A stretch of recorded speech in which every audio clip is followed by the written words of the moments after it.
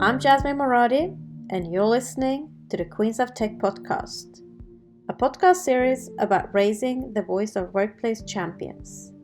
60 plus questions in around 30 to 40 minutes with women, women of color, non-binary, and transgender influencers about their journey into STEM, science, technology, engineering, and mathematics.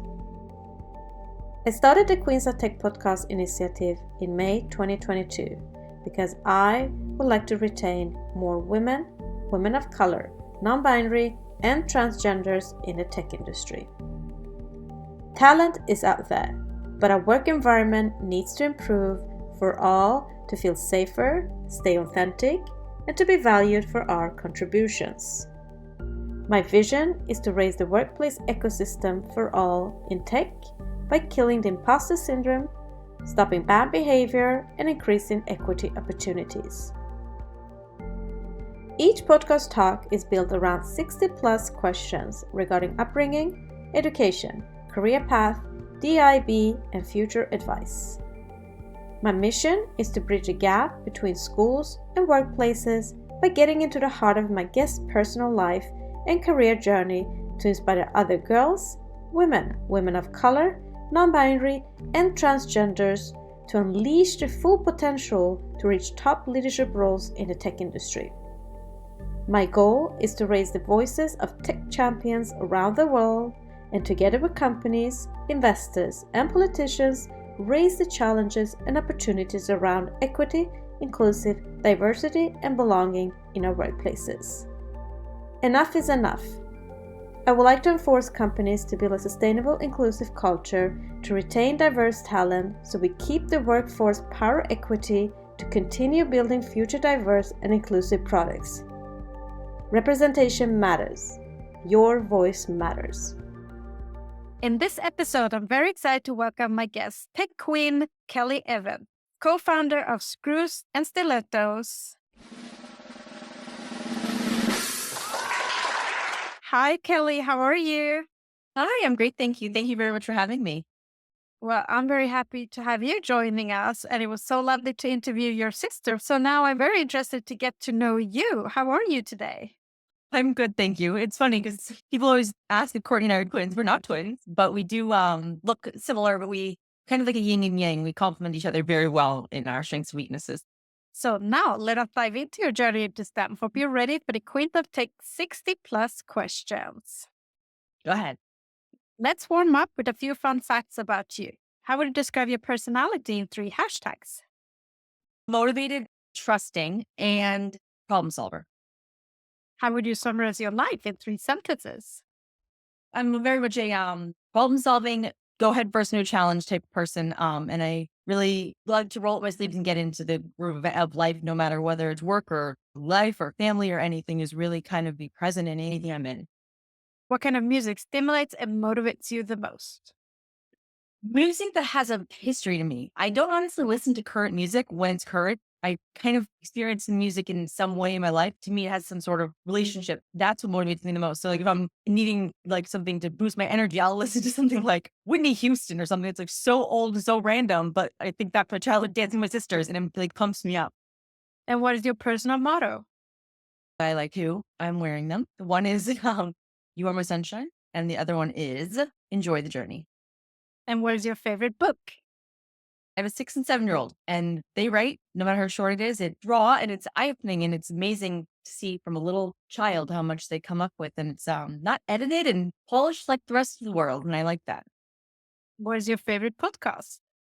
Anything that has to do with solving crimes, like the serial podcasts I enjoy and things. I'm very much a problem solver and a detective type person, but I feel like I'm also contributing or helping by listening to them because I'm like, I care about finding this person too. So by being a supporter of it, going to help the cause.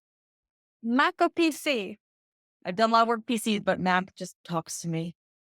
Say something interesting about you that most people don't know.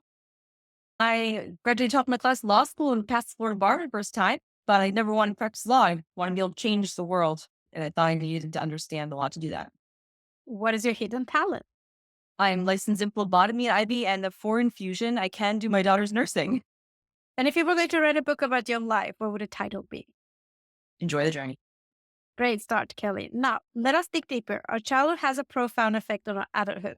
Our early experiences shape our belief about ourselves, others, and the world. Now, I want to discover your childhood. Where did you grow up and how did they shape your early experiences? I was born on Long Island, but I grew up most of my life in the south of Boston. One of 9 kids. Our parents, when we were young, I was in like kindergarten, first grade, bought a convent because they wanted all of us to have our own rooms. So Courtney actually was in the chapel, was her bedroom. Mine was next to the chapel. But growing up with 9 brothers and sisters was amazing. And I mean, Courtney, my best friend, but we're close to all of our siblings in one way or another. But it really taught us about everybody's different. And you could have the same mom and dad and raise the same family house and everything. But nature versus nurture, I mean, it really comes down to the individual person. And I think what we learned the most is as an adult looking back now, I don't know how my parents had 9 kids, how they didn't kill all of us and each other, how they stayed married, how they stayed sane. Like, I don't remember my whole life being yelled at, but I don't know how that's possible because now having 2 kids, I'm like, this is psychotic. That being said, organization and really being humble. Like, I learned quickly that you don't have to care about what other people think. And we had a chore chart that none of our friends had a chore chart. But my family, that's how we got things done. And every day you chores, and every Friday you weren't allowed to do anything until your chore was checked off the chore chart. And I didn't know other kids who like had to clean 8 bathrooms every Friday. Like that was how our world was. So it taught me really to kind of just be humble, but also like if you want to do something, there's a way that you can do it. It just doesn't have to be done the same way as everybody else. And what was your dream job when you were a child? I was convinced I was going to be the editor-in-chief of a magazine or newspaper. So, what was your favorite subject in school? Math, but I knew that I was never going to do something with math, but I just enjoyed the fact that I was very good at it and I felt accomplished every time I completed a task. What was your least favorite subject? Science. I just didn't believe half the stuff people were telling me, but I was very good at it. So I got a couple scholarships to MIT and things, and I raised oysters and stuff. So it got me out of classroom and got me really in the entrepreneurial path. And what was your earliest memory of technology and the arrival of the internet? Kimberly Almer's house. I don't even know what age I was, but she had that Apple computer that was turquoise blue with a white thing around it. And she dialed up to Netscape Navigator. And I remember it like it's yesterday. I don't even know what we did on it. Maybe we went to a chat room or something. But I remember the ding, ding, ding, like everything. And I was like, Kimberly Almer is the coolest human on this planet. Which were then the three first technology gadgets you owned yourself, and how did they influence your interest in tech going forward? Nintendo, you learned to share 2 controllers with 9 brothers and sisters. Game Boy, you had some independence. And then my first experience that really shifted my mindset was I was actually working as a manager of a bakery sandwich shop in college. And the owner's son came in with the first iPhone and he was posting the coolest thing ever. And I literally was like, I don't really care. And it was one of those times where I'm interested in technology. Technology is my life, but I didn't think I had to go get in line. And then I feel like that's a moment for me that kind of helps me pull back. Well, sometimes when you're like, you don't need to do everything or have everything. And during that period of time, who was your female role model growing up, and what about her inspired you? The person who scared me the most, but motivated me most and inspired me the most, she was the CMO of TripAdvisor. And I met her when I was in college at a conference. And she was the scariest, most inspiring human being I ever met in my life. And she said that when she was in grad school, she worked at Amex and they did a marketing rotational program. And for 2 years, she rotated between the different departments and worked with the powers that be and learned all the different aspects of marketing. And I said that that's the coolest thing I've ever heard. Love to do that. I'd love to do that. Do you ever consider it? And lo and behold, a couple months later, I got a phone call. They wanted to start one at TripAdvisor. And so beginning of my senior year, I went and met with them. And I worked my first job, first few years with TripAdvisor as I was building my own first business. And it was amazing to work with somebody who's so intimidating, but so because of how intelligent, how strong she was. She was never mean. She was never rude. She had this strength where she just said, no. It was really inspiring. So, based on everything you said, how do you think where you grew up and the school you went to and the generation you come from influence your education and career choice? I think honestly, I'm very lucky that we didn't grow up in a technology world that my kids grow up in now. There was no Google. Facebook was invented when I was in college. I kind of was like, what's this? I still had humans to interact with. We didn't have the zombie life. Like we played outside, flashlight tag, rollerblade hockey in the middle of winter in Massachusetts for hours on end. Having that childhood that I don't think exists much anymore was one of the best things I could ever ask for. And then in terms of where it brought me, it really taught me like independence and I don't have to follow a certain path like I went to law school. I could go practice law if I wanted to, but I don't want to be a lawyer. And I could go make tons of money. And I don't believe in that type of career choice for myself. And I think having the parents and the life we grew up with and the lack of it's like social media and external pressures that exist now I didn't feel like I had to follow down a certain path. That I think nowadays it would be really hard. I was getting really depressed about, oh, look at all these things they're doing. I'm like, I actually don't care. So just cutting out my own personal social media was one of the best things I ever made for myself, because I started caring, quote unquote, about things I don't actually care about. And so it really kind of helped me get back to myself. Very interesting. I do agree with you. So let us dig into your career. But before that, I'm going to read 2 quotes. First one, why does the universe expect me to choose a career path at 16? I can't even choose what I want for dinner. Second, Abraham Lincoln said, I quote, the best way to predict your future is to create it. So, Kelly, I want to know choices behind your career path. You did say that you studied law, but where and what did you end up studying at university? I was a double major in history and French, and I picked those because I didn't want to go down a specific career path like political science or math or anything. I wanted to have the education, the knowledge. I always care about history. Still to this day, I love watching history shows, and Expedition Unknown is like my favorite thing to watch with my daughter. Like, I had this vision of being this editor in chief without knowing the industry was not going to probably exist much longer. I took randomly a computer science digital art class because I wanted to learn how to build websites and things, and that not something that people were doing yet, but I at least learned like Dreamweaver. And I said to the professor, I want to build my own website. I want to do this. So end of my sophomore year, probably for the next 2 years, I spent a lot of my time doing independent studies. And I would have a professor that I reported to, and I learned all the different major tools of like Adobe, Creative Suite and things. And I built websites. I met some alumni at different events and said, hey, I'll build your website for like free so I can practice and have actual real stuff. And that was one of the best things. I started building websites in college, and very different than you build now. It was a little harder then, but it gave me the experience and the confidence. But I think I'd go back to like growing oysters in high school to get me out sitting at a desk that I didn't want to sit at because I wanted to do different things. And I think that I would never had that ability to kind of drive my own path if I hadn't had the experiences before that showed you don't have to sit behind your desk all day long to learn and to do things. Then who and what influenced you to get into your choice of field that you're working in today? I have no idea. Forever, I really cared about the messaging and the experience people get in life. A great advertisement to me is it's beautiful. A great message. I feel like it's a way that you can connect to a human. And I think that in the marketing world, it really at the core should be that. And one of the things that Courtney and I really identified and why we work so well together is we don't believe in the whole like churn and burn and like agency factory and like here's your Chinese menu and pick what you want and shirt and push out the door. We actually want to create and develop and promote and help people. And selfishly, it makes you feel awesome. Very big stretch, but it's like a doctor, but to these people for their business, not for necessarily their body, but you're solving a different problem. And what professional roles have you had before that led you to start this current company? So what TripAdvisor has said, marketing associate rotational program, one of the best career things ever happened to me was what I probably bitched about more than anything in my life. One day, TripAdvisor, like a year and a half in, I get pulled aside and said, I'm going to work for sales. And I said in my head, I'm like, no, I'm not. I'm like all 22 plus a year and a half, I don't know. And I'm not a salesperson. I'm not doing this. And it was the best thing someone ever did for me. And the reason they did it was because TripAdvisor was going public. And I didn't understand this at my naive stage. And the eternal strife happens. And it's growing so quickly that I was seen as a person who understood engineering and talked to the engineering and respected engineering. I also understood sales and had understood marketing, everything. And I could be a bridge that connects all these people in a very integral time. I didn't see that right off the bat, but I didn't understand that there was such a strife between like they'll get the money, marketing spends the money, engineering doesn't understand this strife. And it became very quickly this bridge that became the creative solutions department, and it grew to a whole department quickly. And it was one of the best things ever because I saw how critical it is for have somebody who's solving the problems and just connecting the people who are critical to these different things. But if they're not talking to each other effectively or at all, the whole thing's going to fall apart. So what does Screws and Stilettos do?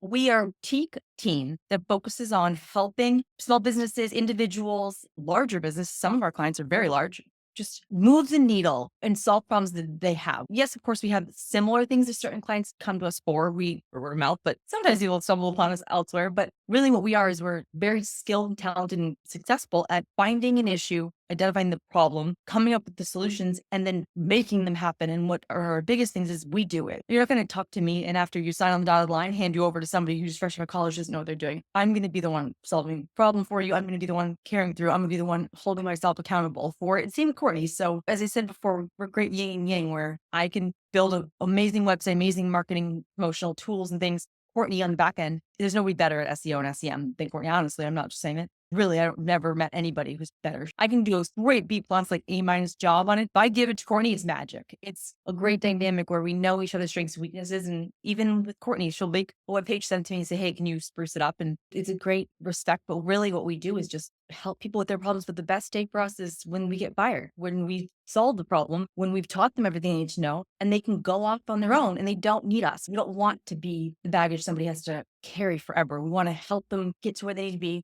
We'll hear from them 6 months later, 9 months later, a year later when they have something else they need. But in the meantime, they can just go and do their business and not be bleeding out with some third party that I feel like a lot of third party agencies and tech companies become. And we really try to avoid that. And what is your title and what are your main responsibilities? I don't believe in titles. Courtney and I are co-owners, co-founders, co-anything. I don't care. You can call me anything you want. In prior careers, I owned a business that grew quickly. I've had about 120 employees at its peak. And some days I'd have to drop in a box truck and drive it if it needs to get driven. And some days I'd be building a table if it needs to get built or printing massive fabrics. Other days I'd be doing QuickBooks. So I really don't care about my title. I really care about what I do. And that's what I do is I help people identify and solve their problem. So what does a typical workday or work week look like for you? It depends on what everyone needs. I'll do it overnight and launch something at 2 a.m. And then tomorrow morning will be a later start. And then I'll get going again after that. But I work from home and I do it on purpose. I have a 7-year-old intestinal failure. So she's hospital homebound and she is here all the time. So I try to basically do balance, like getting her what she needs for the day and her health and her schooling and everything. And then go and take care of my meetings and my client stuff. And then go back and spend some time with my kids and then go overnight. They go to sleep, but I can keep going. My day is fluid. But the best part is Gabby's in the hospital for a month or two. I'm in the hospital next year and my clients never would feel a thing. Everything's still gets done and I can be there for her. And I don't think I would ever want to make that choice that I couldn't be there for her. That is such a privilege to be able to do that. It's amazing. Last year we had a client emergency. They needed this massive $2 million thing done in 2 weeks. And Gabby the next day was in the hospital. Guess what? Next 2 weeks, I'm working from the hospital. It got all up. It was incredibly successful. Everything was done. And I never had to say no to anybody. And it was the best thing after that. Courtney said, like, you killed that. And I'm thinking, I didn't have to sacrifice anything. It's just trying to cover all the bases I can and stay sane at the same time. Kelly, I love the quote, choose a job you love and you will never have to work a day in your life. So based on everything you said, what is it that you love the most about your role? I love people and I love it when I do something and I don't expect anything and I get this, wow, this eyeballs, these faces, these moments. But then on the other hand, when I'm in the hospital and someone says, there's a package for you. I'm like, what are you talking about? And my client in Australia has sent me wine and cheese to the hospital. They did not need to do that, but they did. And that's the people. And that's what I love most. We're building tech, but there's nothing without the people. I know AI inside and out. Respect it, utilize the tools, but nothing is going to take away from the people side. And what has been the best experience you've had so far? Any examples you can share with us? One day we get this message saying, I know this person and their website was hacked and he needs help immediately. It's urgent. So we get on the phone. The person doesn't even know how to use Zoom. He's in his late 70s and he's one of the world-renowned people for rebuilding hospitals in crisis situations. And he's in charge of rebuilding the hospitals in Ukraine. And his website has been hacked. And you go to his website and it's literally like slot machines and all the colors and all the stuff. And he's lost everything. And now the Ukraine wants to pull out because he can't secure it all. So he knew nothing, didn't know where his website was hosted, didn't know anything about it. So in 24 hours, we're opening up an account for them, building a website, launching it, getting him the bare bones so he can go back and say, listen, I'm legit. Get rid of anything that's been hacked and get him back going. And he was live within 24 hours. And then he moved on and he's fixing the hospital in Ukraine. And it's probably been a year and a half. He can just do it on his own, doesn't need us. And it's the best feeling. Just say, we saved the day for you. And you're going and saving the day for a lot more people. You're great at coming up with solutions, but what is the biggest challenge you've encountered so far in your career and how did you tackle that? Oh, I'm never going to tackle it. My biggest challenge is I try to solve every problem. And sometimes the problem's not worth solving. And that's a hard thing for me to digest. But other times it's a life lesson. I want to solve every problem. Sometimes the problem is not worth solving or it doesn't need to be solved. And what do you wish everybody understood about your role? There's a lot of skepticism and negative or distrust for people because the agency type world. And I don't blame people. A lot of times agency type contracts or relationships can be robbery. You're just getting nothing out of it and you're bleeding out. We mean it when we say like, we're going to follow through with what we said and there's no hidden message. And what is the one common myth about your professional field that you want to disapprove? Not everybody's distrustworthy. You don't need us. You need to get the foundation. You don't need every tool. You don't need every social media platform. If you go and Google the best email platform, there's going to be 20,000 results. Guess what? You don't need 20,000. And the less you have, the better in terms of different types of systems and tools. All you need is what works and resonates for you and nothing else. And then figure out how to make those systems work for you without you having to do the lifting. You shouldn't be paying for tools and systems that are not going to do work for you. It should make it easier for you, not become another thing on your to-do list. And what is it you love the most about working in the tech industry? I love learning. It's so cheesy, but like there's not a single day I don't learn. And it's amazing. I love it. I love the different variety, the challenges. I love that we potentially keep it boutique. So we are doing the same thing every day. When we found that we were starting to do repetitive foundational things, we created the market like a CML course. And now if somebody comes to us and has a lot of the same foundational issues or needs, we don't say, okay, pay us X amount to do it for you. We say, here, for a fraction, this course can teach you everything you need. You can pick and choose what you want and then pull us in for what you need that's beyond or different or helping you through it. Don't hire us or anybody to do things that you really can do yourself. An operator said, I quote, think like a queen. A queen is not afraid to fail. Failure is not a stepping stone to greatness. So, Kelly, what has by far been your biggest achievement in your career? Failing and having to accept failure and starting over and being okay with that. And what is the biggest factors help you become successful? What are your success habits? Endless drive to solve any problem, endless motivation, always willing to take the challenge. And in terms of habits, I have a work ethic I got from my parents, like never ending work ethic. It's a double-edged sword though, because then at the same time, I have to know when to draw the line. Then how do you measure your own performance at work, knowing you're successful or not? To help the other person with what their challenges were, whether it was exactly what they were expecting or uncover something different, but really getting the needle moved for them. And with success come failures, and you were mentioning about challenges being failures. So what is the biggest failure and what did you learn from it? Understanding that sometimes a problem is beyond your control or beyond the need to fix. And my biggest failure was knowing when I had a business partner who left and was 50-50, I couldn't make critical things, that understanding that sometimes you just have to let it go. It's not worth all the legal costs. It's not worth all the battles. It's not worth it for everybody. Sometimes you just need to say, okay, it's time to move on or time to shift gears and accept that that's okay. It's outside of your control. And what would you say is inspiring and motivate you the most in your role and career right now? My kids. The smallest thing I show them, the smallest thing I do, they're so proud and impressed. And the fact that I can be there for them, and probably one of the proudest things I felt like I won the Academy Award is one of my younger daughter. She goes to school and she last year won the kid in her school with the best character for kindness and for being there for people. And I literally jumped up and down. The best point in my career was knowing that my kid was okay and that she was helping other people and that she learned that somewhere. Well, she learned it from you. Let us now jump into the influence of mentor, role models, champions, and sponsors. Role models can consciously or subconsciously be a powerful force in our lives. In addition, champions can stand up and advocate for us and open up the world of possibilities. Sponsors match emerging talent with leaders and influential employees who can help us move ahead in our careers. So, Kelly, do you have a mentor, champion, or a sponsor today? Not like a traditional one, but I'd say Courtney is really my person. We keep each other in check. We are each other's devil's advocate, but also when it's one of those days where you just need to separate and you don't see it for yourself, like she says, go and do this. And it's the best thing ever to have somebody say that to you, right? And then later, if I'm not being exactly as nice as human one day, I'm like, sorry. She's like, yeah, you were being a bee. And I'm like, yeah, sorry about that. And just move on. You can't find a better champion, motivator, supporter in any way if somebody can't just accept that you're human and to help you work through being human. And how important do you think is to have a mentor, champion, or sponsor through one's career? It's critical. It doesn't need to be somebody who is higher up or so wealthy, just somebody who cares enough about you to help you see through when you don't see something and to help steer you. Somebody who just can see your value, your worth, but also to help you remember where you need to have a work-life balance and just balance in general. Let us now move on to leadership.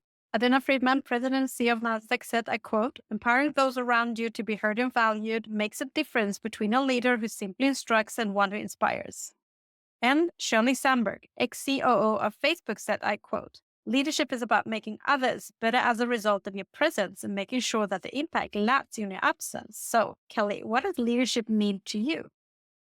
Leadership is not dictatorship. Leadership is identifying the strengths and weaknesses and the skill set of people and helping them to get the best potential and to not try to micromanage everything and also not try to take the spotlight on everything. It's really helping everybody from the bottom up. Listening is the biggest thing. Leaders have to listen. And who is your favorite female non-binary or transgender tech leader and why? I would still go back to Tripadvisor because Christine Peterson was so strong, but not stubborn or pig-headed. So how would you describe yourself as a leader? I talk a lot. I could pull that back a second, but I try to listen. I don't care about, as I said, titles and credit as much as the outcome for everybody. And so I think I love to help other people excel and succeed. I have no problem with them taking the credit and everything. I think the biggest thing as a leader is I'm a little too type A in terms of like, okay, let's go. And understanding, I think sometimes you have to pause and say there are different approaches than the overly energized type A approach. I think as a leader, I'm a very much a go-getter type A person. And as a leader, what values do you prioritize the most? Following through with your word. And what leadership lessons have you learned that have shaped you into the leader you are today? That you have to be honest, because if you lose someone's trust, then there's nothing left. What are your 3 strengths and 3 weaknesses, Kelly? Strengths, I'd say problem solving and strategy. In terms of weaknesses, flip them all over. Work-life balance, sometimes a little too dedicated to work. When it comes to problem solving, sometimes a little too pig-headed in terms of solving the problem. And then when it comes to other weaknesses, I'm too trusting. Let us now jump into the hottest topic in business today, workplace culture, unlocking the power of diversity, equity, inclusion, and belonging. Kelly, what do diversity, equity, inclusion, and belonging mean to you personally? No boundaries. I think of it with Gabby. She is hospital homebound. She's medically fragile. There was one organization in 7.5 years that finally let her be part of it because she's not special needs. And I think if everybody puts up barriers and walls, you are this gender, you are this age, you are this income, you are this ability or disability. And I think we just need to cut all boundaries. I think back of somebody said in the Apollo astronauts had said at some point, when you look down from space to Earth, there's no boundaries anymore. There's no countries, there's no borders, there's no religions. And I think that's what diversity, equality, inclusion, and belonging should be. You don't have to identify a name and pigeonhole everything. And what do you consider being 3 to 5 signs of good company culture if you were to join another company tomorrow? Don't say that you are inclusive or diverse. Just be it. And showing is what matters. It's not about what you say, because everyone has a mission statement. Everyone can Google, everyone can chat GPT what you need to say you are to be PC, but that doesn't mean anything. You're not actually that way. I don't want to read about it. I want to see it and I want to feel it. Another woman, what has been the most significant political or and cultural barrier in your career, and how have you overcome these challenges? A lot of it goes back to Tripadvisor with the engineer. It was very much male dominated department. And I didn't not identify myself as a female in the sense of thinking I have to be different or have to prove myself differently or to act a certain way and just stop caring. Like at one point we had somebody who was very upset with me because I didn't agree with them. And that person's a male and this person's a female. And she was, how dare you? Women have to stick together. Yes, I don't disagree with that. But if I don't agree with what your decision is, I'm going to go, it doesn't matter whose gender it is. I'm going to go with the decision I think is correct. And I think that's a challenge, accepting that sometimes your team, your gender, it might not be the one that you're going to support in that moment. That's okay. And how do you discuss DIB challenges such as salary gaps, promotion, or maternity leave with your colleagues, peers, and community? All I can say is strides have been made, and I'm very impressed and proud that the strides have been made, and all we can do is breaking down the barriers and push for more. And that's honestly why I went to law school. Is I want one day to stand in front of Congress and change the world for my daughter Gabby. And I felt that nobody was listening to me when I was talking about it and get a law degree, get published with these articles, and next thing you know, people respect my opinion. And one day I know I'm going to stand there and advocate for people like Gabby. And it's a different type of barrier that the world has and that people don't understand and see. But she's also at the same time excelling in school. She's had so many wonderful things. And just because she has feeding tubes and IVs and machines running on her all the time doesn't mean that her human and her brain and her cognitive side isn't excellent. And she's lucky to have you, Kelly. And there are many public and internal discussion about the barriers women of color, non-binary, and transgender individuals face for reaching high position or receiving funding in the tech industry. How have these issues affected you, and what is your advice on overcoming these roadblocks? Prove them wrong. Sometimes we have people, especially Courtney and I, their personalities and our energy and our female, will sometimes run into people who are traditional male mindset who say, like, whether it's a pilot or a trial or whatever, give us and we'll show you. And blowing them away is the best feeling ever. So like, not only did we just impress you, we just showed you that you were wrong without having to say it. And today, tech companies invest heavily in marketing, attracting women of color, non-binary, transgender individuals, but are struggling to retain them. As you said, they're using just the words, but not the actions. They're not showing it. And it has led to the article showing that women are leaving the tech industry. What is your best advice or strategies for how companies can work to build a stronger corporate culture that engages DIB? Get everybody out of their bucket, their like tunnel vision, and do something that just has nothing to do with the work, nothing to do with the genders, nothing to do with the salary. Get them all in the same playing field and do something together to then show them that they're all equivalent or that their biases aren't true, but not in a way that's pounding it over their head. And don't give up, because guess what? If you give up, then the other person just won. What would you say are the key challenges of implementing a DIB culture in the workplace and in the tech industry today? Not just writing it, doing it. And also, there's a fine line between diversity, equality, inclusion, and exclusivity and exclusion. And understanding that just because you are being diverse or inclusive doesn't mean you're not also being exclusive, and to understand the two sides of that. And why do you think it's important for more women of color, non-binary, and transgender to join the tech industry today? Because guess what? 50% of the world is women, and everyone has different history and different experiences and different life lessons to bring to the table. So just get rid of what's on the surface and understand that behind it, these people could be invaluable. It doesn't matter what color hair, what they wear. Everybody has a different nature that they can bring in. And how do you think companies would benefit from not just having them as leaders and managers, but actually higher gender representation at C-suite level and boardrooms with a voice? From a perception perspective, there's this mindset of certain areas are white, male, middle-aged, upper middle class income people, and they're the people who are making all decisions. And to just have variety shows that maybe it's not always that way. And even if there was variety, not showing it and not having those people be on the forefront just keeps building up those barriers where people think that they're not being heard, they're not being represented, they're not being understood. And what do you think is the main reason we still see few women of color, non-binary, and transgender leaders in the tech leadership roles and as startup founders still today? They get sick of feeling like they have to prove themselves. And there's another concerning trend, and that is that the data reveals a concerning trend of low funding rates for startups led by women, with only 1% to 2% of the funding directed towards women in the tech industry. It said that Black and Latina women in particular receive less than 1%. What factors do you believe contribute to this imbalance, and what strategies can be achieved to increase funding for women-led startups?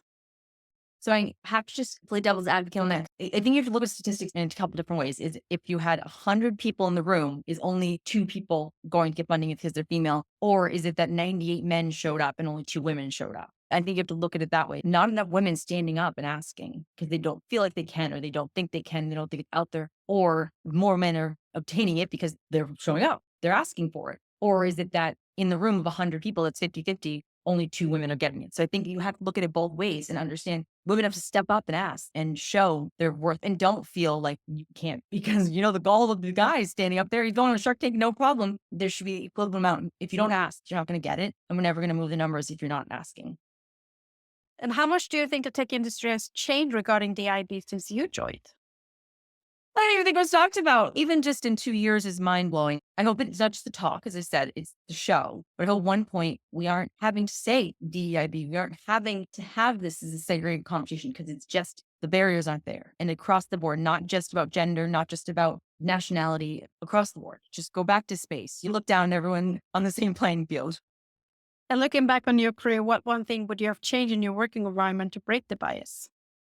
Even now, but definitely from the beginning, thought that I had to prove myself more because of my gender, and to understand that I don't, but I can appreciate it when I do, but not take it so personally, and also not make it be a motivating factor for me. And looking forward, then, what actions will you take as a leader to reduce bias and improve the IB for the next generation in tech? Just ask. No one's going to hear if you don't ask, if you don't speak up, if you don't advocate for yourself, represent yourself. It's very rare someone's going to step up for you. So don't try to be the influencer influencing everybody else. Influence your own path and influence where you want to be. Let us now move on to another hot topic in business today, which is work-life balance and mental health. Kelly, you undoubtedly have a busy lifestyle. How do you take care of yourself to maintain good mental health? I don't have a choice because my daughter's machine go out, so I have to take a break. But I also think that because of my daughters, Gabby and Isabella, I want to appreciate the time I have with them. So I purposely carve out whether it's an activity to take them to or mommy daughter days or girls days, whatever, just to ensure that I don't miss out on this point of their lives. I force myself to have this balance. Have you ever experienced burnout? Yeah, everybody has. Accepting that we're all human, you're going to be burnout and to know when to ask. Then what is your advice of a company can create a more mentally healthy workplace in the now? I read some article, a business owner had posted an employee's, I'm taking the day off for mental health email. And the article was all about, thank you for doing it for your sake and for reminding me I need you for my sake. And I think that it's really just accepting that no matter who you are, how successful, I don't care if you're Elon Musk or Donald Trump or Steve Jobs used to be, I don't care who you are, you have to understand that you're human and you need to pause. And we really all need to remember that ourselves and remind each other because it does feel like it's yours clawing for the next thing, but then you're going to miss life. I have to remember that none of this matters if I don't live life and enjoy it. So what motivates you every day, Kelly, to get out of bed? My daughter's feeding too alarmed. No, I love also bringing my 6-year-old to school. It's great. Just a few minutes walking her in and seeing her interact with everybody. Honestly, it's my family. I don't even think twice about getting out of bed.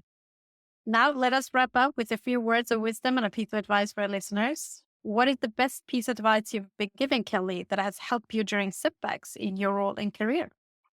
When my old boss, years after Tripadvisor, said to me, my biggest struggle is going to be I solve every problem. And there was a problem in my life I couldn't solve. She said, you were willing to put yourself at risk to solve a problem that you were never going to solve. And you need to see when you have to just draw the line and accept that you can't solve it. Boom. Yeah. Wow. Okay. That is my biggest lesson, but it also is not something I have perfected or I'm going to ever perfect. It's always a work in progress. And then what's the worst advice you ever received and how did you tackle that? Not listening to my gut. Listen to somebody else tell me what it is. And even though I knew it was wrong, if I know something's wrong, I have to trust my gut and accept the fact that if I'm wrong, my gut's wrong, then is what it is. But just not being true to myself is the worst because then what do you have to fall back on afterwards? And is there something you wish you would have known or a skill you wish you had while starting out in the tech industry? That you don't need to know everything. You don't want to. You'll never know everything. You'll drive yourself nuts and you'll get lost in the whole shuffle. And if you had the ability to go back in time to when you were just at the beginning of your career, what advice would you give to your younger self? Get over it. I think of when I flipped out about that sales thing. I remember I was all up and I was ready to go and raise hell and get over yourself. And I had no idea it was one of the best things that ever happened to me. And I bitched and moaned that entire car ride home and I don't know how long. And all because I had this negative perception of what salespeople were supposed to be. And I didn't want to be one of them. Get over yourself. And what advice would you give to young girls, women of color, non-binary, and transgenders who are trying to break into STEM fields today, especially wanting to become next generation leaders and founders? Find what you're good at, what motivates you, and more importantly, what you don't like and what doesn't motivate you. So one of the best things I learned at Tripadvisor is content marketing. It's okay for me. Community marketing, it's a bore. I can't do it. Understanding where you don't want to be is just as important as to where you want to be. So then you can actually fine tune your niche, your value proposition, your unique brand. And because ultimately your brand is who's going with you no matter what your career path is. So last but not least, Kelly, what is next for you in your role and career? What are your career aspirations? Really show people they don't need to overcomplicate everything. They don't need everything. They don't need a million third parties. They don't need to bleed out. What they need to do is use it at their disposal and maybe something else and just make the systems, the tools, do the work for you. So then you can go do what you do. If you are a business and you're stressing out your marketing, guess what? 99% of you are not marketing companies. Marketing is one tiny element of your business. You need to work on your business and make the marketing do the work for you. Thank you so much, Kelly, for being my guest on the Queens of Tech podcast, sharing your journey. We will without doubt inspire change and reshape company culture for the next generation of women of color, non-binary, and transgender leaders and founders in tech. Thank you for listening. For more podcast episodes and to learn more about the Queens of Tech initiative and to support us, visit queensof.tech.